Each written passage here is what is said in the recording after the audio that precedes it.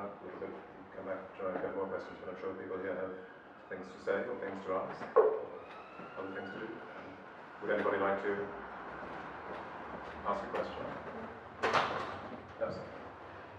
Yeah, I've been fortunate to have known him as a contemporary over the years. I'm particularly fascinated by the scale that's what's trying to go into the gallery. And these are largest works to date, I suppose. I'm sort of curious that how, I'm sort of fascinated by your preoccupation with the surface. How is this image justified to that scale? Because I've seen it, I suppose that printed at a smaller scale as well. So although, they're spectacular, I'm just wondering that, although you said you want to work in architectural scale, then how do you give the rationale of working at that scale, especially with these works? Well, it's very obvious. If I reduce it to size, you won't be able to read this. Not to that extent, but... No, that truly, I mean, somebody asked just, Joseph Alvarez, why you make work in this size? I said it fits in the trunk of my car. So really, I mean, I'm working with a device for which it's important that these smaller images remain, readable to quite an extent. So if I reduce it to that size, if I need to work on that size, simply it won't work. That's one obvious reason for me. And other than that, and then because as I mentioned earlier, I'm referring to painting as a subject, that I'm large scale paintings, and that scale, I think, in terms of that conceptual length, is very important to them. The digital age in which we live is now totally full of people animating pixelated images and delivering all sorts of things with the programs that are available to them. You said yourself you worked on Photoshop. No, not just Photoshop. Well, Photoshop beforehand, you said or not. Sure. Now, the great thing to me about these two pieces of work is, in fact, the scale and the fact you can read what they're about, and there's a simplicity about it which actually connects, and that is communicating with the viewer. My question, though, is about the three-dimensional pieces that you've just produced. The fact is that I wasn't sure about the one downstairs, whether it was meant to be viewed at that level, in which case you're asking the audience to actually work a bit harder on it, as you are in the gallery next door when you can't even get back to see the work properly. So first of all, the gallery is too small for those. But my question to you is simply, do you actually work in 3D to visualise those pieces the way that you've worked on these? And if so, how do you visually see the small images that are in there and how they come together? No, I do take a lot of help from all kind of technological resources, and with me, a team of people who work at the studio. One of them is an architect, and I, especially before going into production of pieces like that, it's very complex and expensive to make. I have to be very, very sure how will it work out. So I do work on mock images and lots of drawings and views of how we're going to go close, how the smaller image is going to appear. All of that can be done to extreme extent. They can really go into those details. However, still there always going to remain a gap.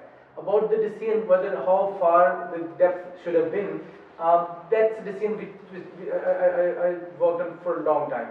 That was actually the key decision. How much distance I'm going to leave behind 9 feet or 8.5 feet or quarter of 9 feet. I mean, this is something, and we try to see so many results and test it before even starting it initially. Sorry, can I just follow up with one question? How do you actually simulate the lighting for the gallery or whatever in the program you're working on? Yeah, there's again, I mean, you do struggle with the gap that is there between lighting within the 3D Max program that you can place. Well, it's going to be very difficult in a gallery to actually see that because the lighting changes and whatever throughout the day. I wondered how you think about that when you're actually. I know there's going to be we cannot reach the maximum. I mean, I had the photograph of this place. I knew what the size and scale of it. For this exhibition, I specifically made it for this room. Keeping in mind that this may exist in some other room where it might work a little less or a little better. All those, those decisions do remain there, but immediately, the immediate target is in your mind. The reason I could have made it, why didn't I leave much more distance?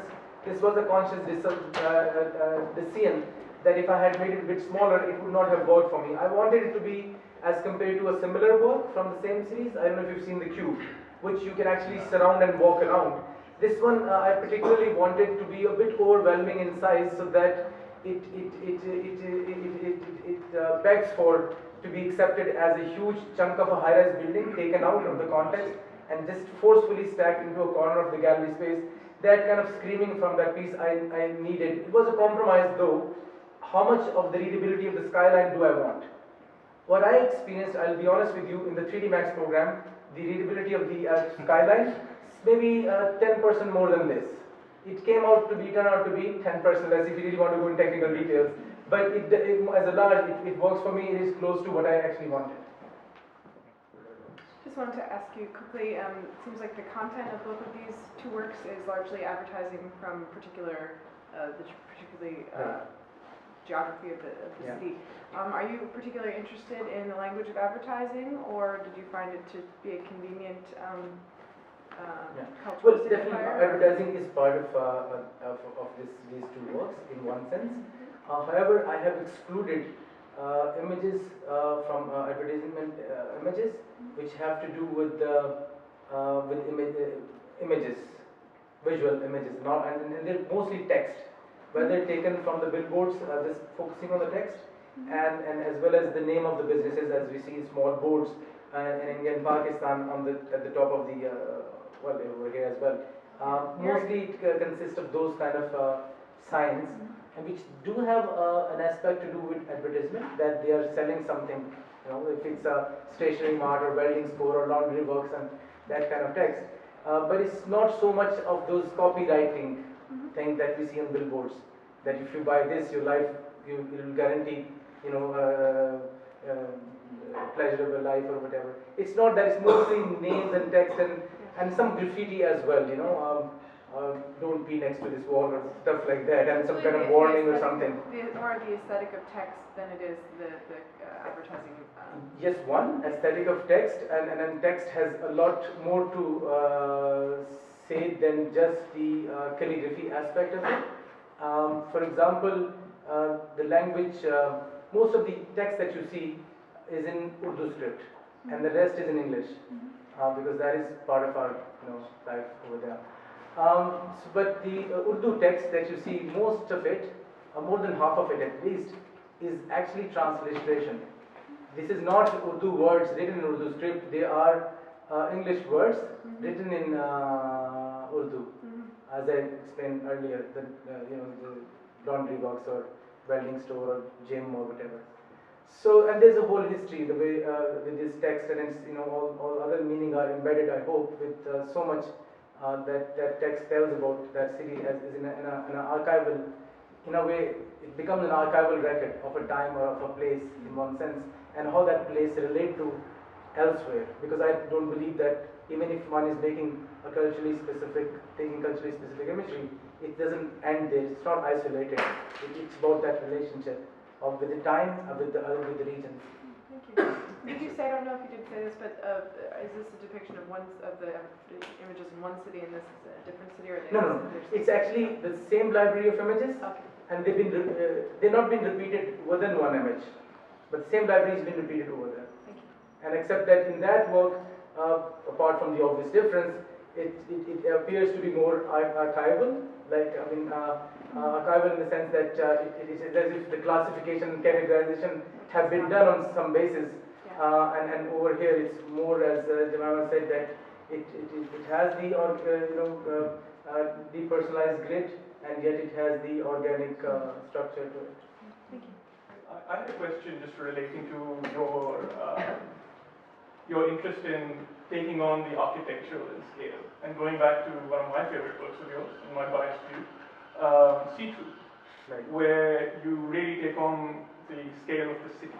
Right. And I'm sort of surprised that you haven't extended that further. For those of you who don't know, Right. this is a work which is then printed on vinyl and then attached to sort of 30-foot high glass wall. And through it, you sort of literally obliterate the actual city and replace it with the image of the city. But again, sort of looking into Manchester's history and linking it to Lahore. Well, I mean, we deliberately tried, although we didn't succeed, to not mention so many works which audience over here hasn't seen or they can imagine, and so try to stick to the works over here. But what Hamad is referring to a show that incidentally he curated for Manchester galleries, and I produced a work called See Through, which he's been describing, actually became the basis for this entire series of work, which culminates in this piece called Desperately Seeking Paradise 1 and this one too, and in between the works that Jemima mentioned, twins and 2 dimensions and copyright violation. So this actually that was a quite a favorite piece of mine.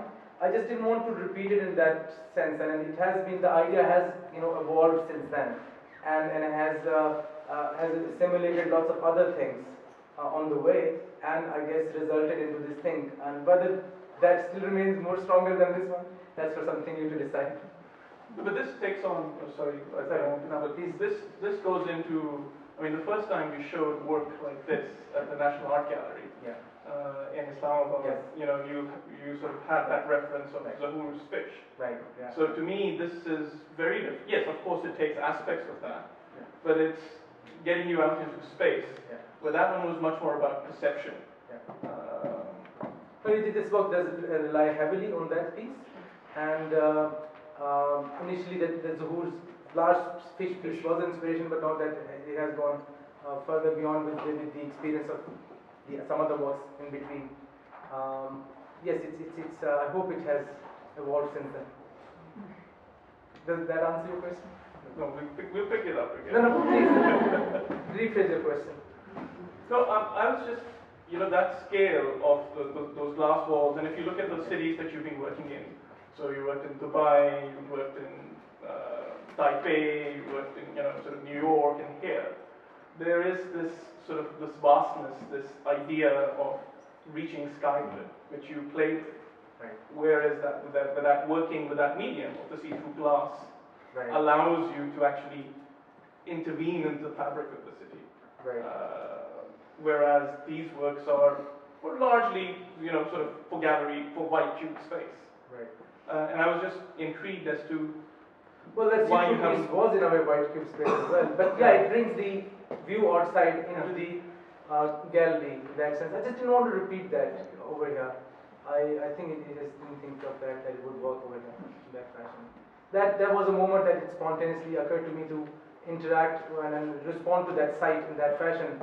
I just didn't want to, I didn't feel that way this time. Maybe time for one. And I love white cube gallery. One more question, if anybody's got anything to ask. I love white cube galleries. I think we come to the end of our time. I'll just mention that Rashid's got some pictures coming up to show more new work at his Bombay galleries at the end of this year. Yeah, Date a few not- public shows in between. Absolutely, but public shows in between the Karachi shows, are a date fixed for that? It's early September, we don't have exact date. It's going to be more of a survey show. Small Paris Museum. And closer to hand, for those living in this country, Corner House in Manchester will be doing a big survey show starting in October. 1st October. 1st of October. So we're looking forward very much to working in the future with Rashid and give a hint of some of the projects that may come through, but keep in touch with a little more of those. But in the meantime, thank you very much for the show again and for talking. And thank you.